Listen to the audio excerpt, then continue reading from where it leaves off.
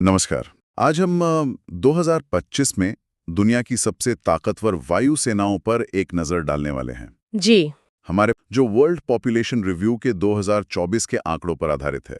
ये आंकड़े 2025 में जारी हुए हैं। हाँ, और ये लिस्ट हमें दिखाती है कि आसमान में मतलब कौन कितना शक्तिशाली है। बिल्कुल। आजकल जमीनी ताकत के साथ साथ हवाई ताकत, वो जो स्पीड है, आसमान पर कंट्रोल, ये सब बहुत जरूरी हो गया है। सही बात है। राष्ट्रीय सुरक्षा का एक अहम पहलू है ये। और ये लिस्ट जो है, ये कुल कितने विमान सेवा में हैं उस पर आधारित है। ठीक है, तो फिर शुरू करते हैं। नंबर 1 पर कोई हैरानी की बात नहीं, अमेरिका है। 14,486 विमान। हाँ, ये संख्या तो मतलब बाकियों से बहुत ज्यादा है। बहुत ज्यादा। और इसमें सिर्फ उनकी एयरफोर्स नहीं है ना? नहीं, बिल्कुल नहीं। इसमें उनकी नेवी, मरीन, आर्मी सबके एयरक्राफ्ट शामिल हैं। ये इसे सच में बहुत व्यापक बनाता है। और उनके पास F-35, F-22 जैसे स्टेल्थ फाइटर भी हैं, B-2 बॉम्बर भी। जी हाँ, उनकी टेक्नोलॉजी, उनकी पहुंच, मतलब पूरी दुनिया में कहीं भी ऑपरेट करने की क्षमता वो बेजोड़ है।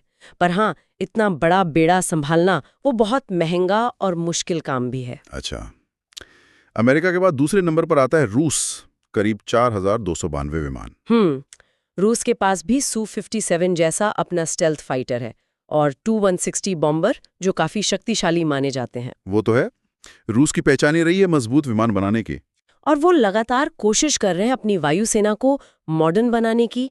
हालांकि पश्चिमी देशों की टेक्नोलॉजी से बराबरी करना शायद एक चुनौती है, पर उनका एरोस्पेस उद्योग अभी भी मतलब काफी सक्षम है। ठीक है, अब आते हैं नंबर 3 पर। यहाँ चीन है 3,304 विमानों के साथ। जी, People's Liberation Army Air Force यानी PLAF ने पिछले कुछ सालों में जबरदस्त तरक्की की है। हाँ, उनका J-20 स्टेल्थ फाइटर काफी चर्चा में रहा है। बिल्कुल, ये चीन की जो पूरी मिलिट्री मॉडर्नाइजेशन की कोशिश है उसी का हिस्सा है।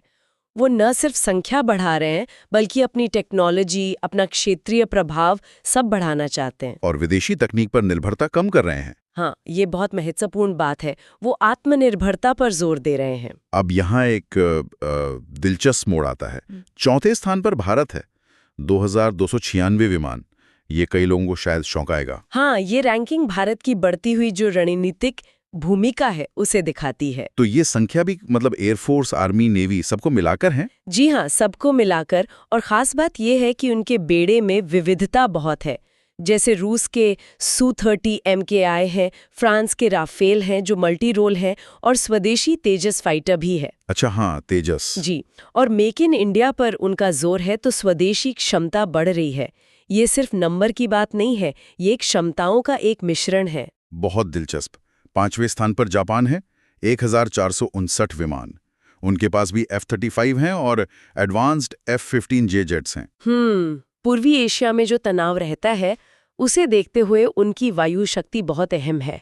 और अमेरिका के साथ उनका जो गठबंधन है, हाँ, वो भी उनकी ताकत बढ़ाता है। बिल्कुल, वो अपनी सेल्फ डिफेंस फोर्सेस को लगातार मॉडर्न बना रहे हैं। ठीक है, और छठे नंबर पर पाकिस्तान है, 1,434 विमान। जी, पाकिस्तान के बेड़े में अमेरिकी F-16 है, चीन के साथ मिलकर बनाया गया JF-17 थंडर है और फ्रेंच मिराज भी। तो वो भी अपनी वायु शक्ति बढ़ा रहे हैं, खासकर चीन की मदद से। हाँ, चीन के साथ उनकी साझेदारी खासकर JF-17 के मामले में काफी महत्वपूर्ण है। वो लगातार निवेश कर रहे हैं।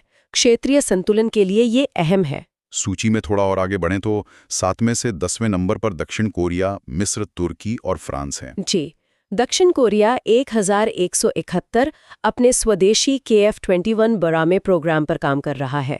मिस्र 1093 की लोकेशन बहुत स्ट्रेटेजिक है मध्य पूर्व में। और तुर्की 1069, वो नाटो सदस्य भी है। हाँ, और अपने बैराक्तार ड्रोन के लिए काफी मशहूर हुआ है हाल में। और फिर फ्रांस 972 है। भले 10वें नंबर पर हो, लेकिन राफेल जैसे विमान और दुनिया भर में सेना तैनात करने की क्षमता, हाँ, वो उन्हें एक महत्वपूर्ण खिलाड़ी बनाते हैं। बिल्कुल, नाटो और यूरोपियन डिफेंस में उनकी भूमिका अहम है। तो इन सब आंकड़ों को देखकर क्या निष्कर्ष निकलता है? ये तो साफ है कि 2025 में भी आसमान पर किसका दबदबा है? ये वैश्विक शक्ति संतुलन का एक बड़ा पैमाना है। हाँ, और भारत का चौथा स्थान, ये वाकई बदलते हुए समीकरण का एक बड़ा संकेत है। बिल्कुल, ये दिखाता है कि वायु शक्ति आज भी किसी देश की सैन्य क्षमता और उसके इरादों का मतलब एक बहुत बड़ा इंडिकेटर है। जैसा लेख में कहा गया है, शायद इतनी सारे विमान तैयार रखना एक तरह की बीमा पॉलिसी है। हाँ, कह सकते हैं। आज के अनिश्चित माहौल में शायद ये जरूरी भी लगता है। संख्याएं सब कुछ नहीं है, पर ये मायने तो रखती हैं। और जाते जाते एक सवाल मन में आता है, जैसे जैसे टेक्नोलॉजी बदल रही है, ड्रोन्स आ रहे हैं, साइबर वॉरफेयर है, तो क्या ये पारंपरिक वायु शक्ति का महत्व वैसा ही रहेगा, या फिर आसमान पर नियंत्रण की परिभाषा ही बदल रही है? सोचने वाली बात है। जी, ये एक बड़ा सवाल है भविष्य के लिए।